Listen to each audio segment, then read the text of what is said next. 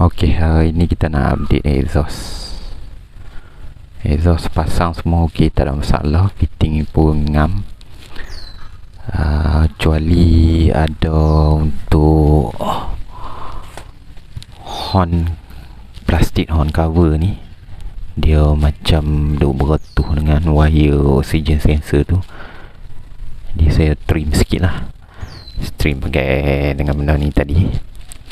Kira semua dah ngam cun okey. Nut skru pun semua dah tighten apa semua. Dia punya spring ni pun dah pasang balik.